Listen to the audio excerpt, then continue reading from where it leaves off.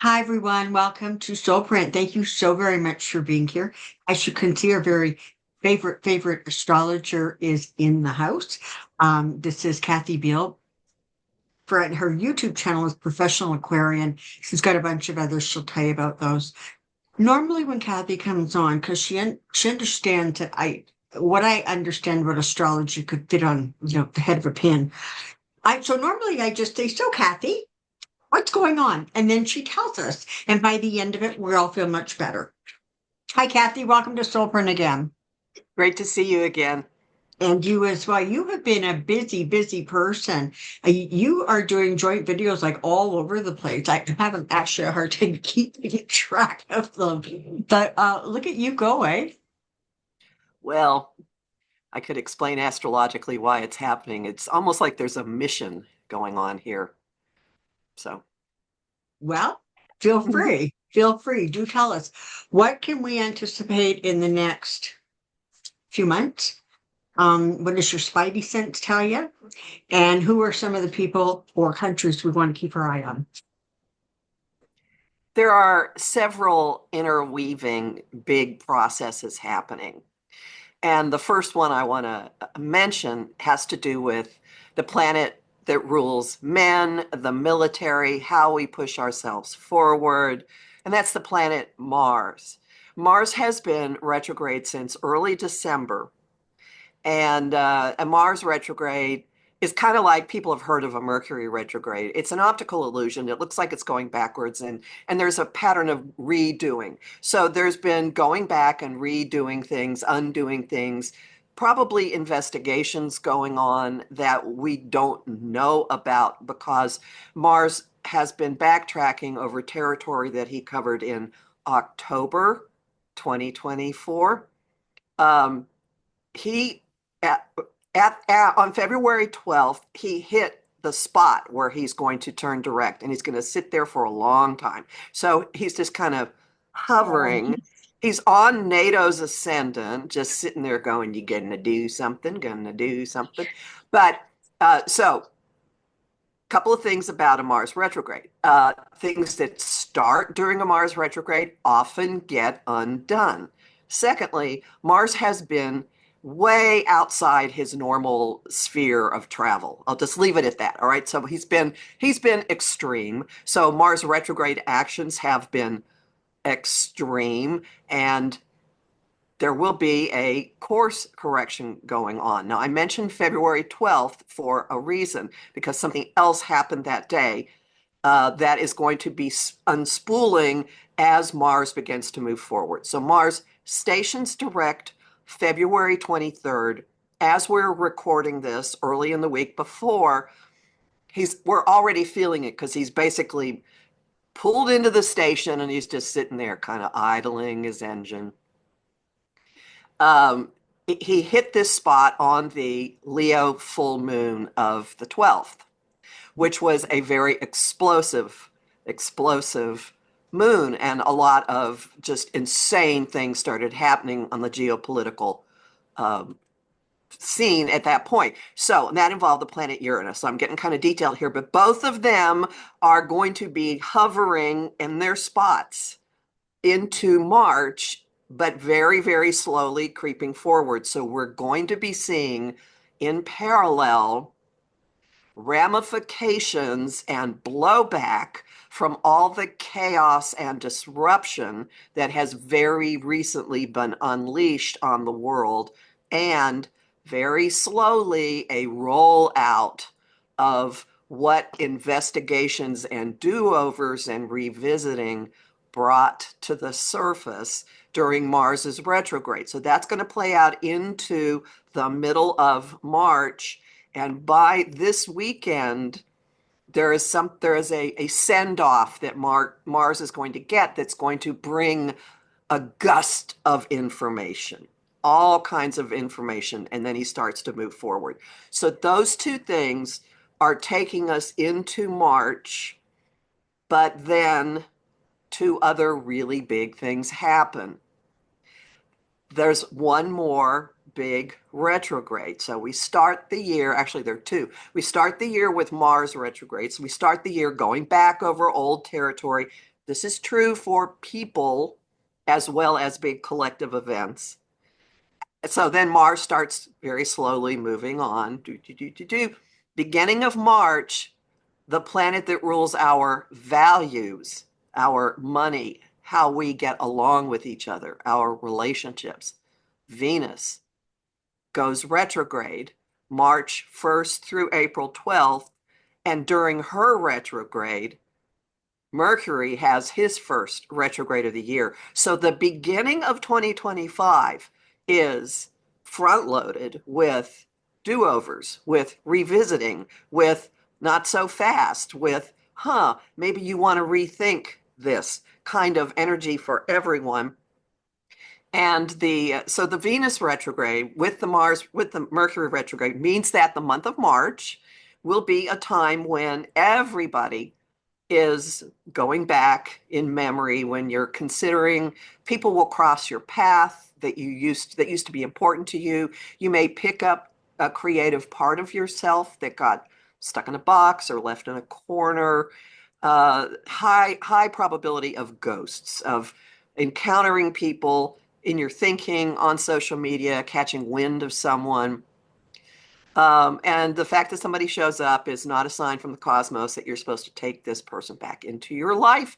It is more compare who you are now with who you were then, and know that there will be a big probability of uncovering confusion, uncovering misunderstandings, uncovering lies,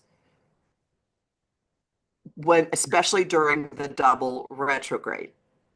So there's a second piece, but before I go further, want me to elaborate on any of that? Does it make sense? I was following along pretty good.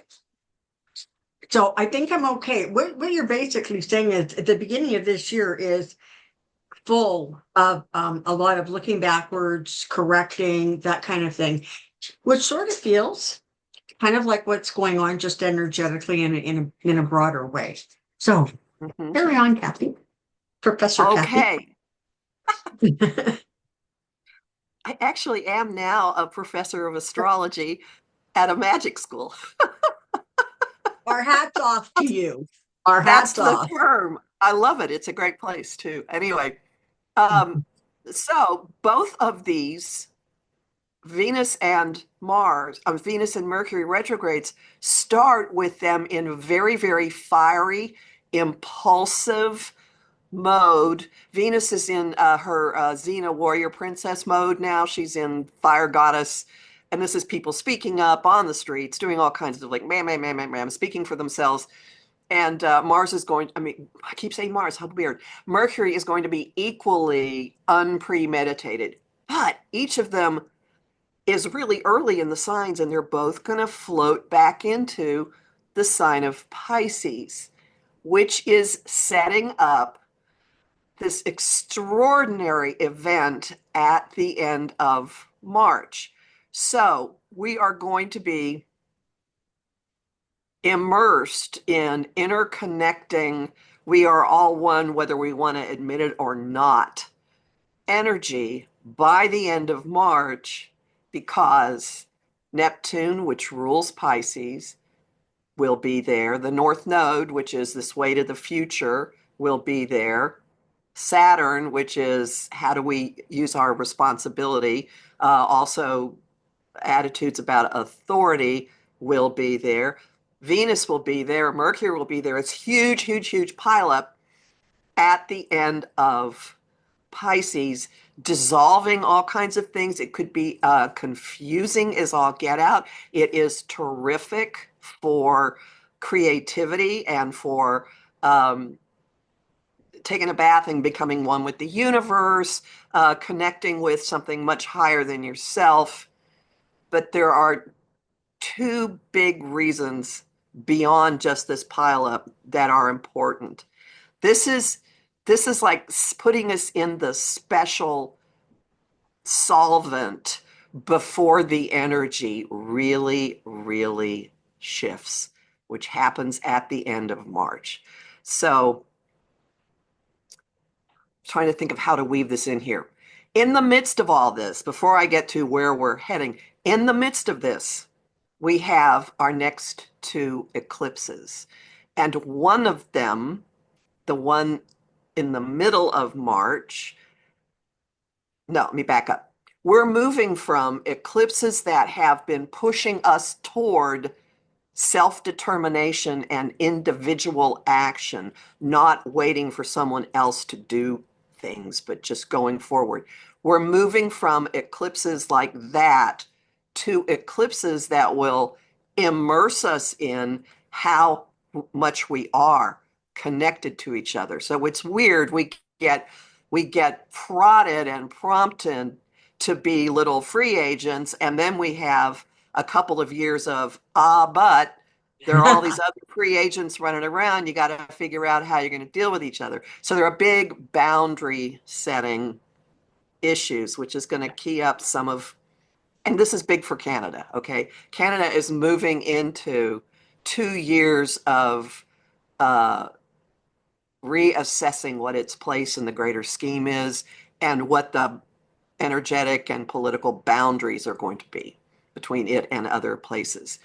And anyway, so definitely your country in that regard. So while we're still in this fiery mode, it's weird. It's this back and forth. It's this real steaminess of a bunch of things in the sky being really fiery, and but then there's also this but we're all one. And then the final eclipse, while all that Pisces stuff is floating around at the very, very end, is the final one with the rocket ship shooting us all forward, forward, forward, forward, ending the relationship rewriting we've been doing for the past 2 years. It's such a paradox. It's like, okay, now you're in your little capsule. Now you're going. All these little jets are going off at the same time. Hello, who's next to you? And then the planet that rules Pisces, Neptune, the planet that is our link to something much higher than ourselves, moves into an energy we have not in this lifetime experienced. It moves into Aries. It moves out of the water into this self-starting. And I see Neptune at 0 Aries as equivalent to the Ace of Wands. In the tarot, there is a life force that just comes out of all of us. Well, it'll get tempered by the end of May when Saturn also moves into Aries, and it'll give us a governor, or the theory is the maturity and the wisdom to know how to handle this energy. But between now and the end of March, we have the potential for maximum confusion, maximum obfuscation, maximum revelations, because as this is happening, Mars is starting to move ahead and acting on and implementing what his little research mission has been. And the wrecking ball coming off of Uranus will continue rolling forward. And by the middle of March, it explodes the chart of someone who has been the source of so much of the chaos. So I don't see how his career survives it. I've been saying for a long, long, long, long time, March is when it all ends for him. So we'll see. I believed in Santa Claus until I was like, fourth or fifth grade, but All it right. fits because Mars is going to be going back. It's going to be going back over, retracing what it was doing last fall, and it's going to hit where it was when a certain major event happened that went away a lot of people were surprised by. So if we are correct, and there's increasing noise that there's something to all the different people who've been saying the numbers aren't right, things aren't right, something got messed with in many, many, many, many places, that conversation is suddenly getting really prominent, prevalent. I would thoroughly expect some receipts for that to be coming out during this time period.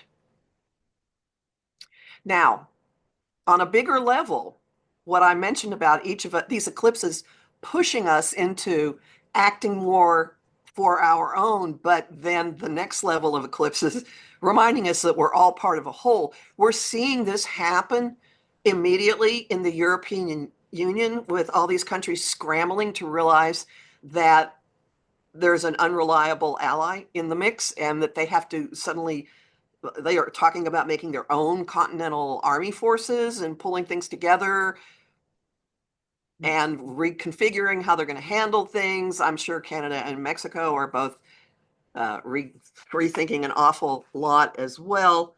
And for actually looking at Canada really quick, the new moon of the 29th at the end of February does mark a refreshing of optimism and recommitting to what the country stands for and what its values are and what it wants to do. And also coming up with some real practical actions that can be taken to put this into effect. And I think Canada is going to be a much bigger player on the world stage this spring as a consequence of all kinds of stuff that's going on. So there we go. All kinds of shifts and changes. So I'm trying to figure out how to say this.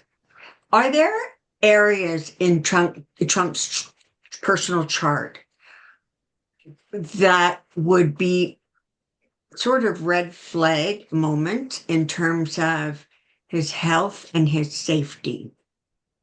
I would say uh, between now and the middle of, I think it's like March 13th, um, because Uranus, which it's the real disruptor planet, it's moved twice across the central pillar in his chart, which is how you build everything, like where you are safe and secure, where your feet are, what your role in the world is. And when it hits it's like heading there, and it will be there for the third and final time in the middle of March. And then really soon after that, if you give me a second, I can look up when it will be. The planet that rules his house of health is going to kind of go overboard as well. When is that going to happen? Wouldn't it be funny if it's around the same time?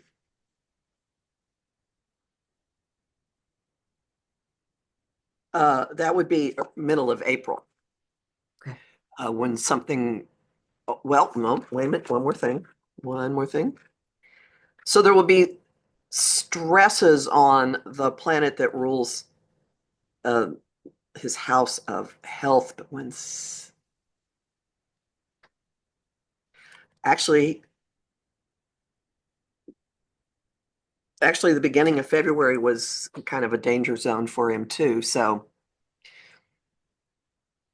Guess we I should don't think see. health is going to be what does it. I really think given, and I wasn't the only person saying this before, and I'm going out on a limb here, but the fact that Mars has spent so much time back and forth over the area where it was during the final weeks of the campaign and then at the election.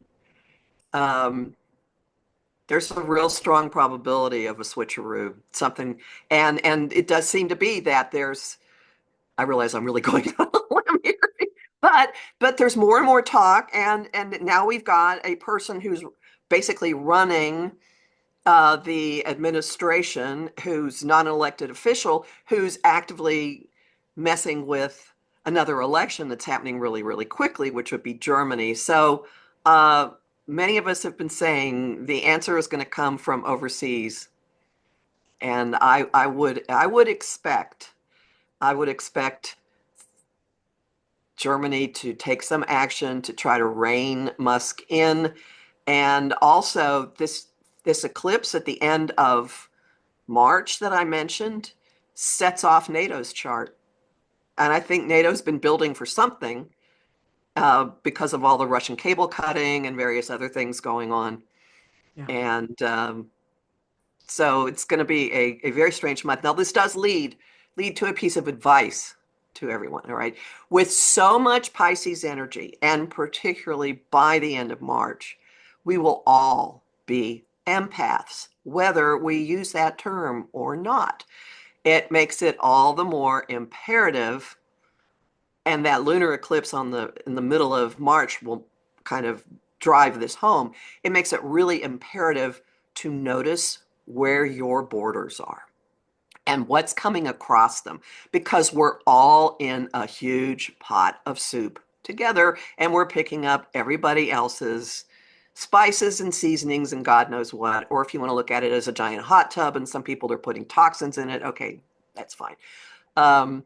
It's really, really important to step back, step out, empty yourself, clear, and get quiet enough to know the difference between your voice and all of the panic that's running around, because there's basically a psychic virus that has infected the entire planet for years and years and years. And you can be feeling just fine, and then you come in contact with something online that just flips you over the edge, or you can't sleep or whatever. It's probably not you.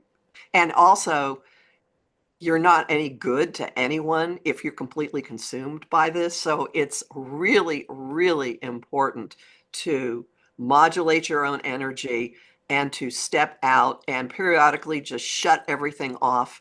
And for those of you who do watch a lot of people on YouTube, you've probably noticed many people taking sabbaticals, many people taking breathers, many people just saying, I got to go for a while, because we're all overloaded. And those of us that do the kind of work that Cyndy and I do live this 24/7.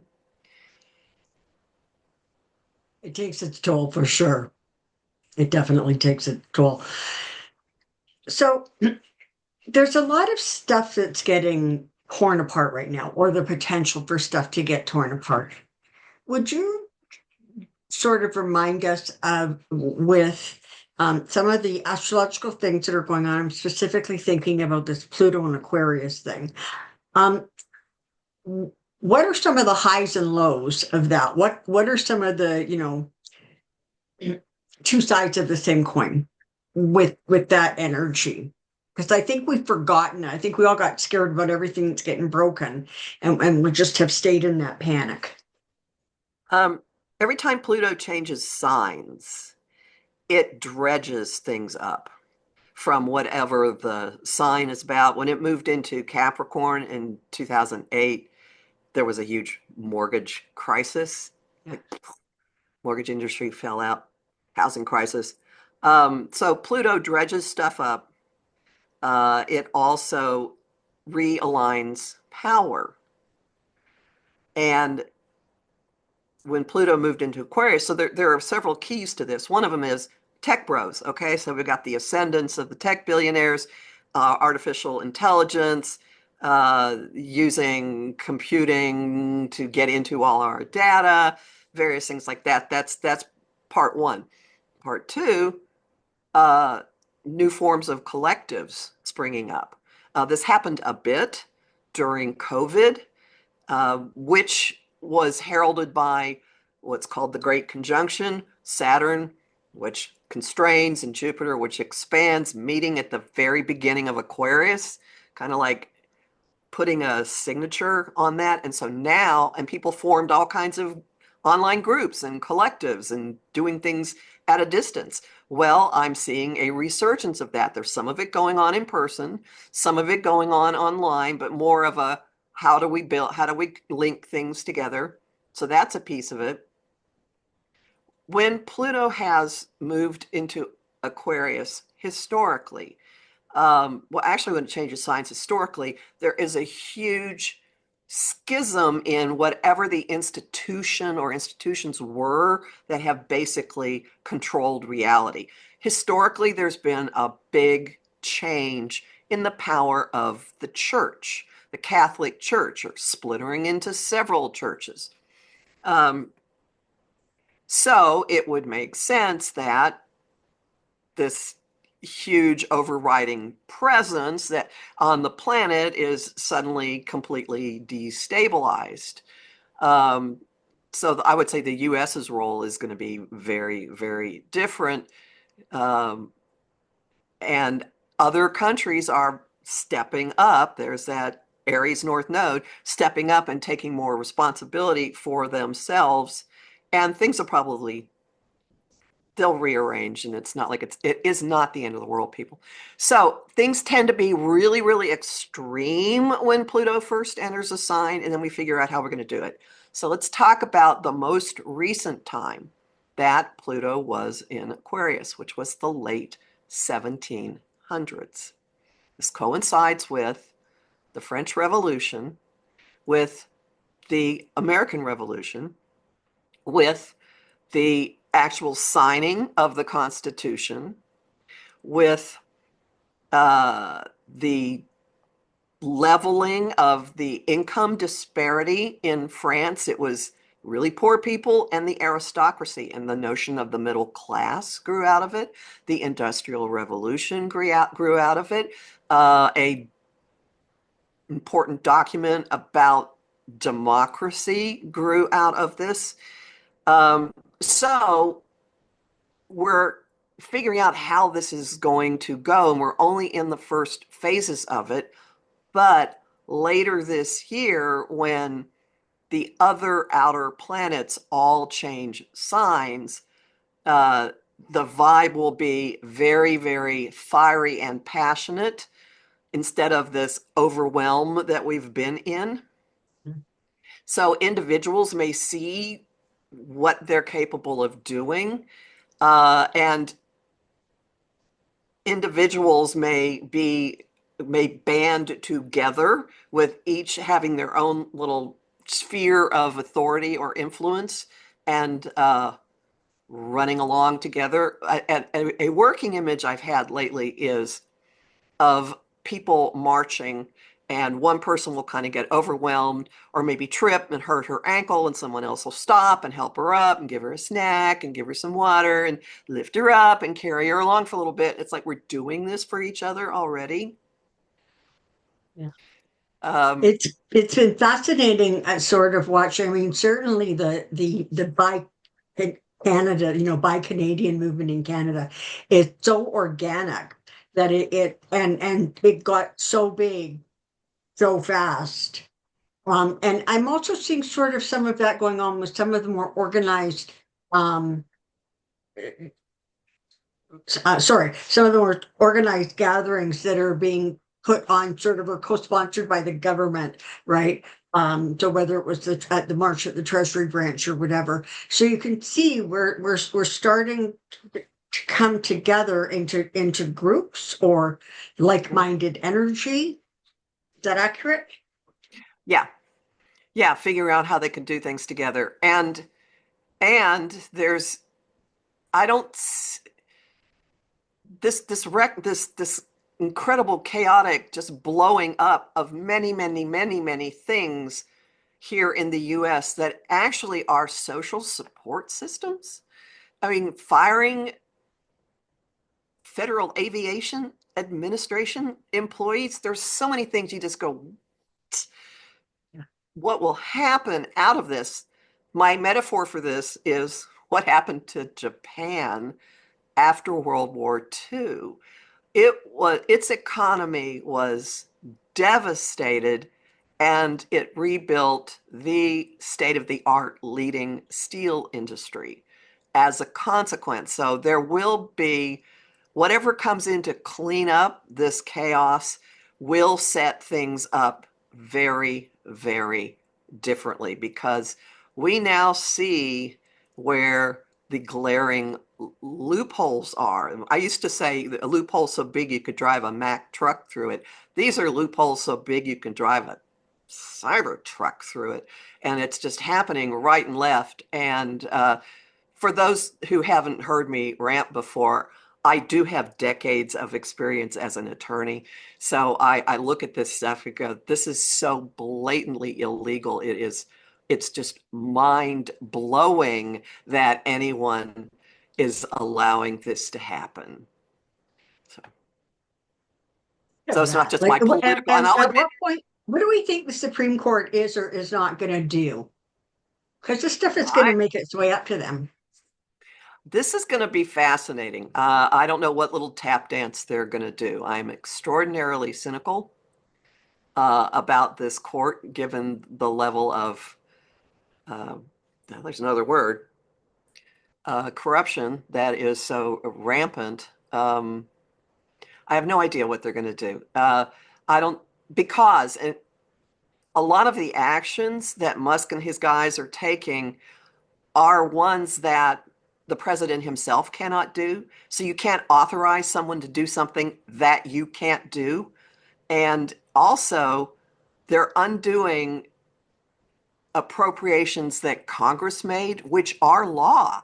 And the job of the president is to enforce the law, not to go in and say, I don't like this, and change things that have been passed. So I know that there are cases on the books, there are decisions on the books, one of which the Chief Justice wrote that reaffirm the power of Congress to make all the budget allocations. So how they're going to get around this one, my eyebrow is just up. Like, let's see.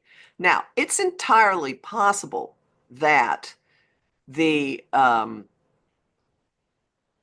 of this becomes moot before the case actually gets to the Supreme Court. What is happening is absolutely unsustainable, and the astrology does support some completely unprecedented, shocking, stunning, different resolution that we have not experienced before. And so it's possible that whatever that is will happen before the arguments get to the Supreme Court. I don't see them acting quickly on it. This court tends to drag its feet when this one individual is involved. Wise strategy, frankly. Okay, so where we sort of have some clarity about from now until kind of the end of March, it seems like there's going to be a lot of um, shifts and changes and explosions going on. Um, and that, it's very distressing when you feel as if the things that have were a stabilizer in your life when they start to shift and get sort of torn apart. But I think it's important that we continually remind ourselves and recognize that our lives really are a process. It's sort of that two steps forward, one step back. I mean, just think about the retrogrades, right? You go forward and then there's a retracing and then you move forward from there. Eventually you end up, even with two steps forward and one step back, you still end up going somewhere eventually. It just takes a while. So what, okay, what's going on in the US chart that can give us some hope or some clarity about things that need to change that we're not seeing change, we're just seeing get destroyed right now? What are we kind of hanging our hope on? Well, I mentioned that there's a lunar eclipse in March that's going to reset, like it's going to bring up the whole issue of healthy boundaries and bring a lot of revelations and close-up chapters. And it's happening very, very close. It's happening in the US, in the house in the US chart that rules foreign relations, that rules the courts, that rules um, our belief systems. And it's the planet Neptune. And that is going to get hit by this eclipse. And many people have said Neptune in Virgo, Virgo is about boundaries, initially was about separation of church and state. And now with Neptune opposite in Pisces, we've got this complete no, Christo-fascist stuff happening. But there's also a huge racism piece in this as well. So we're hitting a, we're we're starting a 2-year revisiting of all of this, and there will be revelations and resets involving foreign relations and all the immigration issue, demonizing the other, and the role of the church. So that's all a big piece of it. So that's up for revelation, up for change. So that's one big piece. The Mars retrograde is going to end when Mars finally clears out. It's going to go over the US North Node, which is this is our path. I mean, we're wired to be a bold and generous leading force on the planet. That's inherent in what we are. Um, and there's some people that speak to that more than others.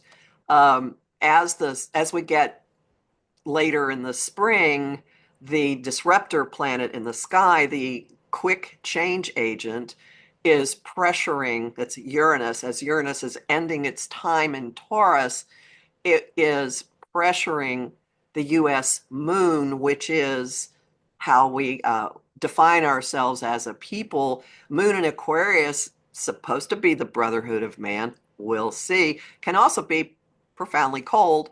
So there'll be some big change in how we view ourselves. I'm still fundamentally optimistic, actually.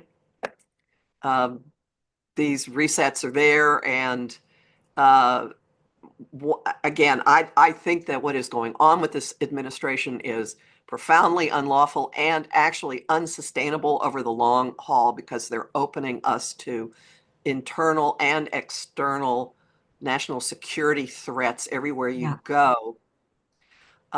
And one way or another, the situation is going to be different well before the end of the year.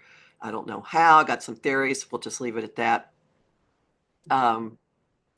So then we go back and we clean up and we rebuild and go, okay, look at all these broken toys. How we're going to fix this? How are we going to fix that? Yeah. Yeah. Yeah, yeah, absolutely. I mean, and I think that it's sort of almost time that the United States does some actual soul searching and figure out why the people who are so angry, and figure out, just the extremes. And I like sometimes when I look at what's going on in the United States, all I can think of is karma. You know, it keeps coming back. And crazy, it's the same um dog whistles. Like Well, there's a everything. reason. There's a reason astrologically for that, actually. Um, I think whatever the deal was that was made to get the southern states into the Union carried the seeds of this problem. It's something to do with slavery. It has something to do with the notion that the southern economy could not exist without humans being enslaved. Uh, we have never quite really dealt with that. Neptune is now where it was, Mhm. the Civil War time, early days of it. And part of what happened after the Civil War was that people in positions of power and holding the wealth uh, stirred fear that the economic interests were aligned between the really poor whites and the freed slaves.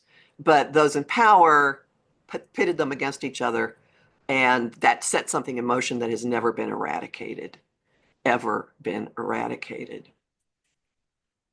You know, I don't Well, know.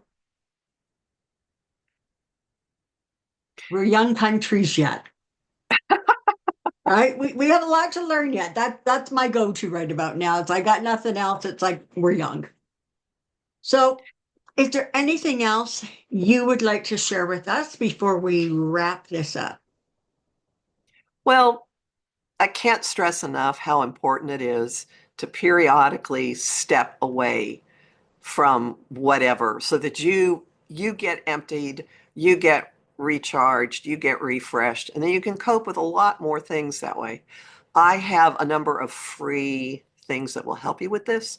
On my professional Aquarian, that's Aquarian YouTube channel, I have a playlist called Actions You Can Take, and 5 of them are 6 to 10 minute videos that just explore how we pick energy up from each other and things you can do to shield, to clean, to recharge, to give somebody their energy back.